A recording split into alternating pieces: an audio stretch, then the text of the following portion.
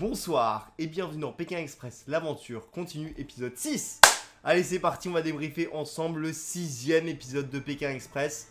Et vous en avez l'habitude, quand on est en mode Pékin Express, on parle d'abord de la semaine précédente. Voilà, histoire de faire un petit récap pour pas que vous soyez perdus. Alors, la semaine dernière, il s'est passé pas mal de choses. Nathalie NJ était arrivée dernière l'étape précédente et du coup avait un handicap. Ce handicap était plutôt bien connu, voilà, je vous affiche Nathalie NJ, mais plutôt bien connu, elle est surtout assez aimée ou détestée, au choix. Hein, vous l'aimez pas trop de ce que vous m'aviez dit la semaine dernière, c'est Etienne qui était le handicap de Nathalie NJ et qui devait faire tout pour elle. Que ça soit le stop, l'hébergement, les jeux, et puis évidemment, si elles allaient en duel final, le duel final. Bon, je vous le dis tout de suite, enfin bon, normalement, vous êtes au courant. Etienne a fait le duel final face à Pamela et Jason, le petit couple belge qui sont tout mignons et qui avait malheureusement un peu l'alliance entre Alexandre et Chirine, Laura et Alexandra, et puis on a qui, et puis Nathalie NJ bien sûr.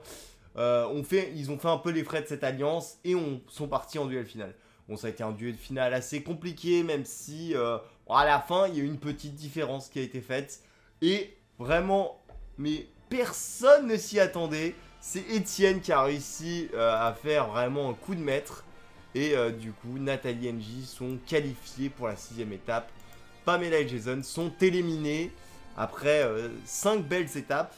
Il est temps maintenant de parler de cette nouvelle étape qui est l'étape en plus des intouchables. Alors déjà, juste avant de commencer réellement à débriefer, ça m'a fait beaucoup rire parce que on a dit aux candidats, vous allez voir, ça va être l'étape des intouchables. Ils étaient là, hein, c'est quoi C'est quoi les intouchables C'est quoi Je sais pas les gars, quand même, on connaît cette règle, hein, c'est un truc qui est pas nouveau. On se rappelle par exemple de Marcel et Nicole qui avaient très bien utilisé cette règle en saison 8. Enfin, bref, c'est quelque chose de très important, très stratégique hein, finalement cette étape.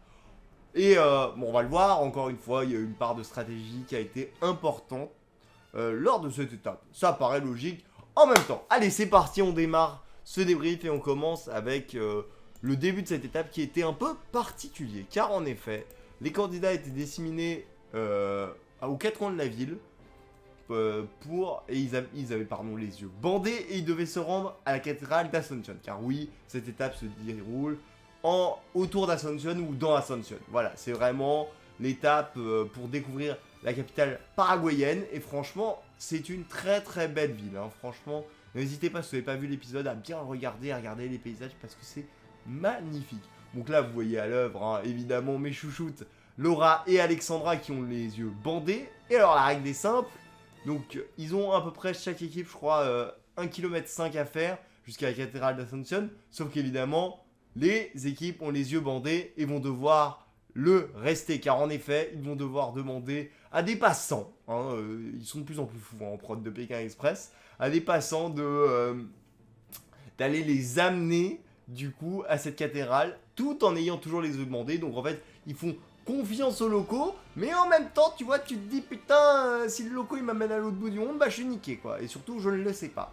Enfin bref, globalement, ça s'est plutôt très bien passé pour tout le monde. Et bon, il y a une équipe évidemment qui est arrivée en première au drapeau. C'était Alexandra et Laura. Juste derrière, il y avait Nathalie NJ. Ça s'est joué à vraiment 3 fois rien. Et voilà, là il y a eu un vrai mano à mano entre deux équipes, entre Nathalie NJ et Laura et Alexandra, qui après, hein, parce que c'était pas fini, c'est juste le début de la histoire un peu de se chauffer, devait aller à un autre point. Mais juste avant qu'on parle évidemment de l'autre point, je vous propose de savoir un peu votre avis sur ce départ un peu tonitruant hein, de cette étape. Vous aviez plusieurs possibilités évidemment de réponse à la question que je vais vous donner dans quelques instants. Donc la question était la suivante. Lors de cette 6ème étape, les candidats ont dû rejoindre la cathédrale d'Ascension les yeux bandés. Alors, vous aviez 3 possibilités de réponse, mais il y en a qui rajoutent aussi des possibilités de réponse, c'est leur choix, il n'y a pas de souci. Donc c'était drôle, trop bonne idée, ça ralentit la course, pas grand intérêt. Vous êtes 60% à dire que c'était drôle, 24% à dire que c'était une trop bonne idée, et vous êtes 16% à dire que ça ralentissait la course, et vous étiez 4% à dire que ça n'avait pas grand intérêt. Globalement, vous avez trouvé ça drôle. Je suis d'accord avec vous, même si perso je trouve que ça ralentit un peu la course, mais globalement c'était quand même assez drôle, surtout que là vraiment personne n'avait la vision quoi, c'était assez inédit, puis ça permettait aussi de favoriser le contact avec les locaux, donc perso j'ai bien aimé, perso j'ai plutôt bien aimé cette histoire. On passe du coup maintenant à la deuxième partie entre guillemets de cette première étape de cette étape, vous allez voir, hein, mais il y a 3 étapes dans cette étape. Enfin bref, donc en fait chaque petit morceau du coup de cette 6e étape, c'est une épreuve. Et la première épreuve, c'est un saut pendulaire. Donc en gros, les candidats devaient se jeter de 25 mètres, tomber et après devaient balancer une boule sur une cible que je vous affiche dans quelques instants. La voici. Donc ils avaient une boule de peinture accrochée du coup au niveau de leur ceinture et ils devaient l'ouvrir tous ils avaient 45 secondes à partir du moment où ils sautaient pour lancer la boule et tirer sur la cible. S'ils touchaient la cible, il n'y avait pas de souci. Si c'était en dehors, il fallait recommencer. C'était assez périlleux et pour certaines équipes compliqué. Bon, avant évidemment d'arriver, il fallait faire 45 km. C'était pas tout près. Et il y a 2 équipes qui se sont vraiment battues corps et âme pour avoir la première place et être les premiers à s'élancer sur cette épreuve. C'était Nathalie et NJ contre Laura et Alexandra. Et à l'arrivée, c'est une équipe qu'on aime beaucoup, hein, mais qui a pas l'habitude d'être première. Et cette fois-ci, c'était bien Nathalie et NJ qui ont réussi à shipper cette première place à Laura et Alexandra, mais uniquement pour se lancer sur ce délire. Bon, ça a été compliqué pour Nathalie et NJ, même si Nathalie, elle s'en est bien sortie. Nathalie, elle s'en est bien sortie, elle l'a mise. Si je dis pas de bêtises. Ah non, Nathalie l'a pas mise. Angie non plus, donc les inconnus ont dû refaire un tour. Sauf que le problème, c'est que entre temps, quand les candidats arrivaient, du coup, c'était à eux d'essayer. Du coup, fallait attendre que les autres essayent pour pouvoir repartir. Enfin bref, ça a été un peu compliqué pour Nathalie et NJ. Pour Laura et Alexandra, ça s'est mieux passé globalement. Laura, en fait, elle a direct pris le lead. En même temps, on la voit, elle est un peu plus bonhomme, un peu plus cascadeur, si je puis dire. Et Laura, du coup, elle l'a mise. Aucun problème. Et par contre, Alexandra ne l'a pas mise. Et c'était plus compliqué. Ouais, c'était plus compliqué quand même, objectivement. Non, Laura et Alexandra l'ont mise toutes les deux. Voilà, désolé. Donc voilà. Mais non, franchement, c'était quand même un jeu compliqué pour les équipes. Alexandra a pris vraiment sur elle pour pouvoir monter en haut déjà, lancer le truc et tout, parce que c'était quand même assez particulier. Mais bravo aux filles, elles ont bien réussi. En 3e position, c'est du coup une équipe qui est plutôt très forte. C'est Emeline et Clément. Alors Emeline et Clément, franchement, ils sont très bons. Et je vous le dis, ils ont aussi réussi à lancer la bille de peinture dans la cible. Et à ce moment-là, Laura et Alexandra étaient déjà partis. Et eux allaient partir. Donc ça a été un vrai mano à mano entre ces 2 équipes. Ce que je vous propose évidemment, c'est d'afficher de nouveau du coup Laura et Alexandra qui, encore une fois, sont toujours très très bien placés pour à chaque fois la victoire. Et c'est assez impressionnant. Bon, alors juste avant qu'on continue un peu et qu'on vous explique l'issue de cette première épreuve, etc., qu'est-ce que vous en avez pensé ? Bon, donc voilà, alors globalement la première épreuve de cette étape des intouchables était un saut élastique où chaque binôme devait viser une cible, je vous l'avais déjà expliqué. Ils sont courageux et c'était drôle, on peut pas leur en vouloir. Quelle horreur, où j'ai bien aimé, c'était si drôle, ils étaient nuls, c'était trop dur, sans intérêt pour ma part. Alors sachez qu'il y a des réponses proposées dans ce que je viens de vous lire. Donc voilà, mais c'est très bien. Et c'est d'ailleurs c'est d'ailleurs une réponse proposée qui a fait quasiment l'unanimité. Donc comme quoi, merci du coup à Gwenaël qui l'a proposé. Et du coup, à 48%, vous êtes pour... ils sont courageux, c'était drôle, on peut pas leur en vouloir. Quelle horreur, c'était quand même plébiscité par 24%. On avait également, j'ai bien aimé, à 16%. Et après, ça se battait en duel avec du 8% pour c'était si drôle, ils étaient nuls. C'était trop dur à 4%. Et puis, sans intérêt pour ma part. Bref, globalement, vous avez trouvé qu'ils étaient courageux, que c'était drôle. On est d'accord, évidemment, là-dessus. Bon, les autres équipes, évidemment, vont réussir un moment à sauter, mais ça sera trop tard. Et le vrai mano à mano, il va se jouer entre ces deux équipes. Et je vous affiche ce plan. Pourquoi ce plan? Parce que, en fait, l'amphithéâtre que vous voyez qui est marqué sur ce schéma, il est donc à 45 km de la ville, donc c'est pas évident. Mais il y a deux routes. En fait, il y a un lac, et du coup, soit tu pars au nord, soit tu pars au sud. Laura et Alexandra, comme vous le voyez, ont fait beaucoup plus de routes que Emeline et Clément. Et donc, même si elles étaient parties largement en avant, c'était pas sûr qu'elles arrivent premières. Et vu qu'ils avaient pris la route du nord, Emeline et Clément, c'était compliqué. Et du coup, il y a évidemment qu'une équipe qui a été, du coup, les premiers intouchables de cette étape. Et cette équipe, c'est... Attention, je vous enlève l'équipe, évidemment, qui ne l'a pas été. C'est Emeline et Clément, une nouvelle fois, qui ont une nouvelle fois trusté, j'ai envie de dire, cette victoire. Et trusté surtout, en fait, la gagne, parce que vraiment, à chaque fois, ils gagnent, quoi. Ils sont très forts. Ils sont très forts. Ils sont arrivés en premier à la gare de Asunción, une vieille gare, une des plus anciennes gares du monde. Enfin, c'était assez impressionnant. Et bon, voilà, Emeline et Clément sont intouchables. Alors, qu'est-ce que ça veut dire intouchables? Ça veut dire que Emeline et Clément vont avoir la possibilité de choisir à chaque donc épreuve, donc il en reste deux, du coup, un binôme parmi les deux qui va être en top 2. Donc, je fais un exemple. Admettons, on a Laura et Alexandra contre Xavier et Céline à l'étape d'après, enfin à l'épreuve d'après. Et c'est eux qui choisissent, ils s'en foutent de l'ordre. S'ils veulent choisir Xavier et Céline, ils choisissent Xavier et Céline. Point final, pardon.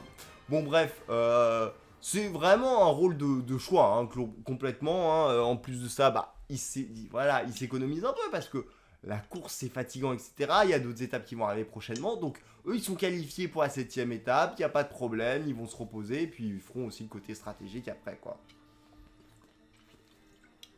Donc globalement, Emeline et Clément ont très très bien réussi leur 6ème étape. Donc voilà. Bon, évidemment, toutes les équipes sont rapatriées. Pour vous dire à quel point vraiment les autres étaient à la rue, il n'y a que ces deux équipes qui sont arrivées à Stéphane, les autres ont été rapatriées.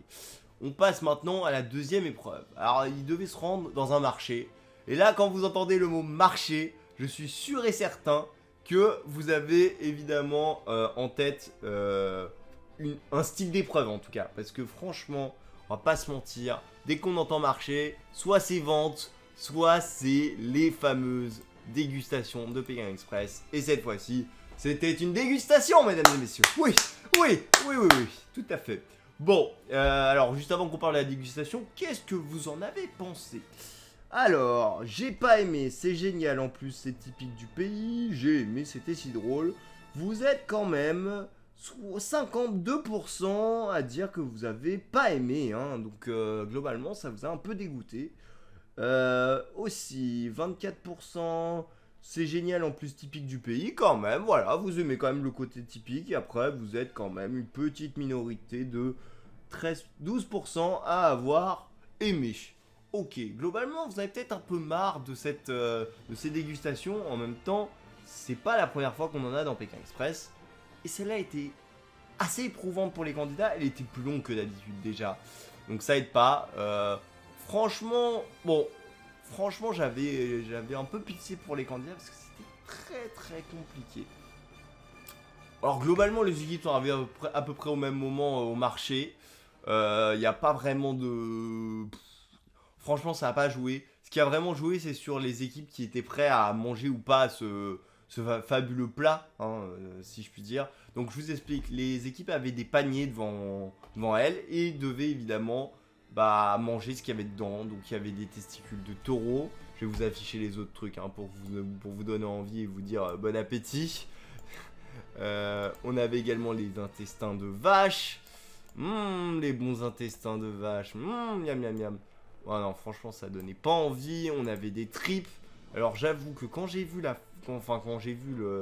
sur l'épisode que ça c'était des tripes, j'ai fait ah ouais, je ne savais pas, franchement. Voici des tripes. Et puis pour finir, du pied de vache. Ouais, bon. C'est un peu limite quand même, hein, franchement, je sais pas. Moi je trouve ça limite un peu gratuit, même si Stéphane souvent dans interview se défend en disant ça vient du pays, il y en a qui le mangent et tout, mais il n'y en a pas beaucoup qui doivent manger des tripes et du pied de vache quand même, hein. Surtout que les tripes ça a l'air très très dur, enfin bref. Bon, on va pas faire la dégustation de tous les binômes, ça a été un calvaire pour tout le monde. Il y a deux équipes qui ont réussi à terminer cette dégustation, et franchement bravo à ces deux équipes, hein, puisque franchement fallait y aller. Même s'il y en a une qui a survolé le truc, hein. Franchement, voilà, c'est Xavier Husseline. Ouais, voilà, ils payent pas de mine, hein, franchement, ils ont rigolé, ils ont chantonné, enfin bref, bon, ils se sont motivés, ils sont arrivés largement devant Stéphane en première position. Mais on vous le rappelle, hein, c'est l'étape des intouchables, donc ça sert pas forcément à grand chose d'être premier, faut être dans les deux premiers, ça c'est le plus important. En deuxième position est arrivé devant Stéphane, et bah écoutez l'exemple que je vous ai donné, il était vrai, hein, c'est Laura et Alexandra qui sont arrivés deuxième. Et alors là, du coup, c'était la première fois que les intouchables devaient un peu penser stratégie. Car en effet, Emeline et Clément devaient choisir entre ces deux binômes. Et franchement, il y avait un vrai choix à faire. Parce que soit tu envoies Laura et Alexandra en 7ème étape et tu te dis, peut-être que j'ai moins de chances de gagner la compétition. Et tu te dis, bon, par contre, peut-être qu'ils peuvent m'aider dans l'alliance. Enfin, il y a peut-être un truc à jouer. Et puis, tu montres aussi ton côté un peu sportif. Soit tu prends Xavier Sin qui, entre guillemets, sont un peu outsiders de cette histoire. Et qui, en plus, sont sympas avec toi. Donc, il y avait deux choix. Et le choix d'Emeline et Clément, qui est plutôt logique, hein, franchement, on va pas se mentir, c'était de garder Xavier et Céline. Et franchement, ouais, on va pas se mentir, ils avaient raison. En plus de ça, bon, potentiellement, ils pouvaient éliminer un binôme redoutable. Donc voilà. Alors juste avant on parle un peu de ce qui s'est passé chez Habitant, je vous propose de savoir un peu quel serait le mets que vous auriez le plus détesté manger parmi ceux que j'ai cités. Alors, déjà, ce que je vous propose, c'est... ah oui, non, ouais. on a une autre réponse, alors ça va être un peu compliqué. Donc il y en a qui ont mis tout, voilà, à 50% tout. Même s'il y a un petit qui sort du lot quand même, hein. C'est l'intestin de vache qui vous donne vraiment pas envie. C'est vrai que en plus quand on voyait Nathalie NJ le manger, c'était ignoble. C'était vraiment ignoble. Il est ici, ouais. En plus il y a des petits morceaux. Ah, ça donnait pas envie du tout. En deuxième position, vous m'avez mis le pied de vache. Ouais, le pied de vache, il donnait tellement pas envie, je suis d'accord avec vous. Et puis, vous m'avez mis des tripes. Ah oui, ouais. Voilà, bon, voilà votre top 3 des trucs que vous vouliez pas du tout manger. Je vous comprends. Écoutez, pourquoi pas. C'est très particulier. C'est très particulier de manger ça, hein. Franchement, il n'y a pas de souci. On sait que c'est Pékin, mais quand même, il y a... Parfois, je trouve ça... Ouais, je trouve ça dur. Mais bon, en tout cas, ils ont réussi. Et vous, est-ce que vous n'êtes pas un peu sadique dans votre âme? Est-ce que vous n'avez pas envie de les voir manger autre chose? En tout cas, c'est la question que je vous ai posée. Alors, je lis toutes vos réponses. Attention, je les découvre en direct, hein, donc vous pouvez m'avoir dit des grosses âneries. Alors... Ah, Stéphane qui est intéressant. Il dit au lieu d'une épreuve de dégustation, pourquoi pas une épreuve d'odeur? Pourquoi pas des insectes ou des araignées? Alors, Laurent, ça s'est déjà fait en saison 4 au Cambodge. C'était sympa, franchement. Les testicules du toréador, nous dit Nathalie. Pourquoi pas?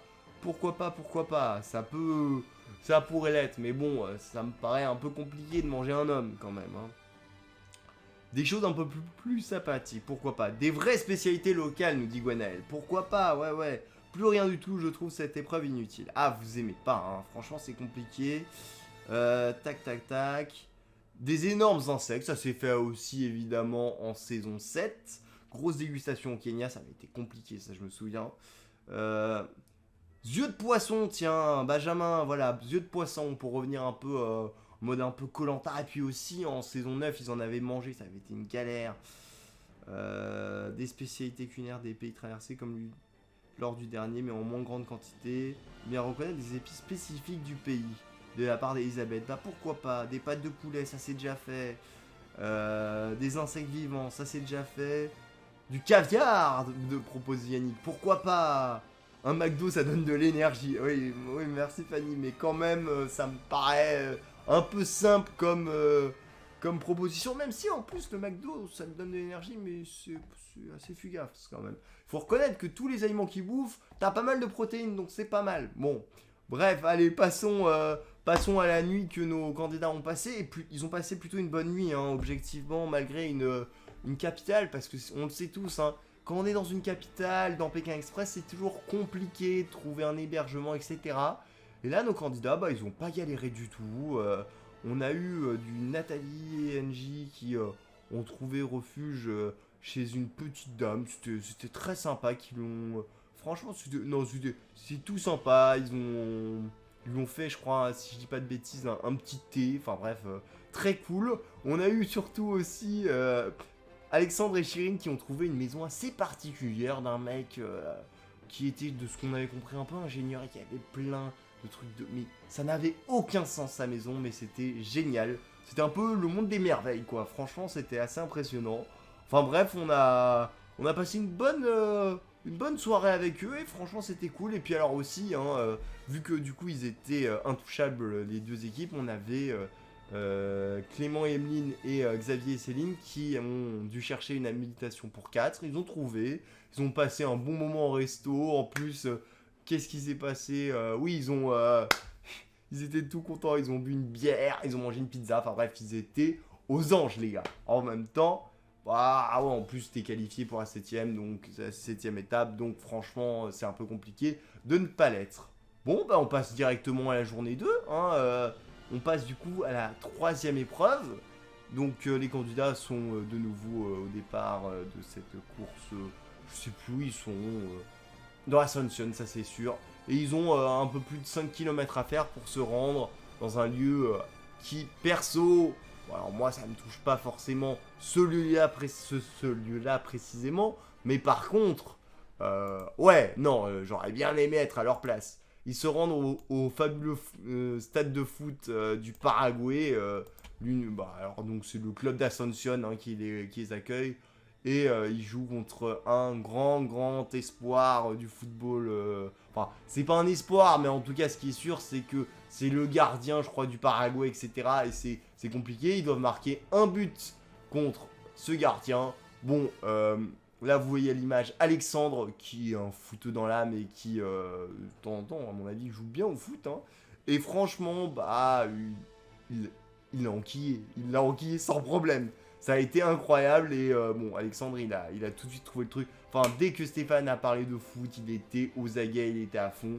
Et ça s'est très bien passé pour lui. Donc franchement, ils se sont bien débrouillés sur cette épreuve avec bah, du coup sa femme Chirine. Hein, voilà. Bon, juste avant qu'on continue de parler de cette épreuve, qu'est-ce que vous en avez pensé, vous, de cette épreuve? Alors, là je vous ai fait un petit baromètre, comme ça c'est encore plus simple pour moi, et puis en plus c'est un peu ludique. J'ai adoré ou c'était nul, vous êtes 50-50, complètement 50-50, c'est très intéressant.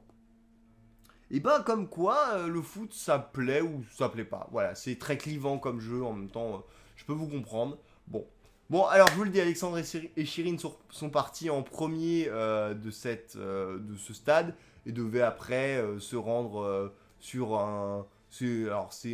aux portes du coup de l'Ascension. C'est un grand fleuve, c'est le deuxième plus grand fleuve du monde et franchement c'était assez impressionnant.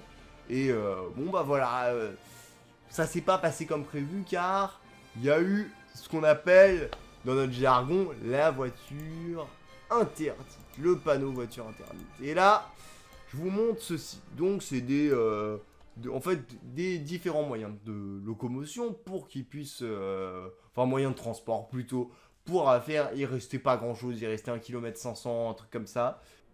Et donc ouais, il y avait différents moyens de transport, enfin oui, de transport exactement. Il y avait des vélos, il y avait aussi des espèces de... Ouais, je sais pas, des espèces de vélos, mais avec 4 roues et ils étaient assez lourds. Il y en avait une avec 2 roues, mais c'était quand même beaucoup moins lourd. Enfin bref, il y avait différents trucs et c'était quand même très particulier parce que globalement, ça changeait un peu la course quand même, hein, mine de rien.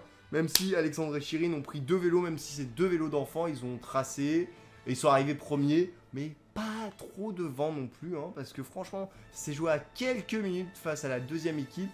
Et alors ça, c'était drôle quand même, parce que en fait, Laura et Alexandra, après avoir raté un nombre de pénaltys quand même, c'était assez marrant, hein. Franchement, les équipes, elles ont bien galéré. Mais Laura et Alexandra ont réussi quand même à arriver en deuxième position au panneau voiture interdite. Elles ont pris un truc qui était très très lent. Et finalement, elles se sont fait rattraper par Nathalie et NJ au dernier moment. Et Nathalie et NJ ont pris la deuxième place. Donc, vous l'aurez donc compris, c'était du coup, entre guillemets, un duel pour du coup être intouchable entre Nathalie et NJ et Alexandre et Chirine qui sont juste ici. Voici. Bon, évidemment, maintenant, vous l'avez compris, c'est Emeline et Clément qui tranchent avec aussi Xavier et Céline, vu qu'ils sont aussi intouchables.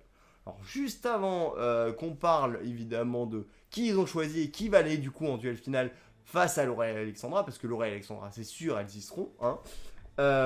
J'avais envie de savoir un peu ce que vous avez pensé de ce panneau voiture interdite qui a été...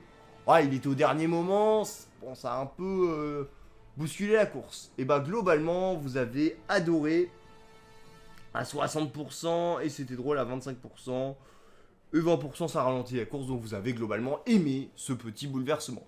Bon allez, on revient directement au moment décisif, au choix, on va dire, des intouchables. Il n'y a qu'une équipe évidemment qui est qualifiée, et cette équipe, c'est... Je vous laisse du coup l'équipe qui n'est pas qualifiée. C'est Nathalie et NJ qui ont été choisis pour être intouchables. Et du coup, il y a un duel final assez inédit, hein, on l'a jamais vu. C'est Alexandre et Chirine contre, j'ai envie de dire, leurs meilleurs amis. Parce que, franchement, leurs meilleurs amis, parce que ils s'entendent trop bien ces deux binômes. Et voilà, Laura et Alexandra sont en duel final contre, du coup, Alexandre et Chirine. Alors, c'est Laura qui est allée pour, du coup, Laura et Alexandra. Et c'est Chirine qui est allée pour Chirine et Alexandre. Et ils devaient se rendre à quelques kilomètres dans un parc pour faire une mission un peu particulière. Alors, ce que je vous propose, c'est qu'on décompose cette mission en 2 parties. La première partie, c'est vous expliquer un peu ce qu'ils devaient faire. Et la deuxième partie, c'est vous expliquer comment ils devaient le faire.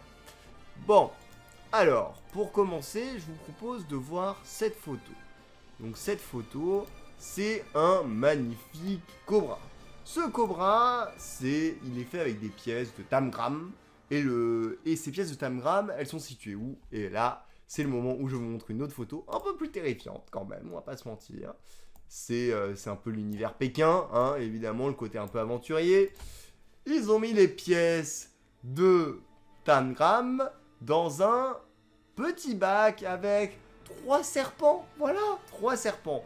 Bon, Chirine, elle arrivait en première. Elle s'en est bien sortie pour prendre des pièces, mais elle a pris un peu plus de temps quand même que Alexandra. Surtout qu'en plus, il y a un serpent qui est monté sur elle et tout. Ouh, ça devait pas être très très agréable, on va pas se mentir.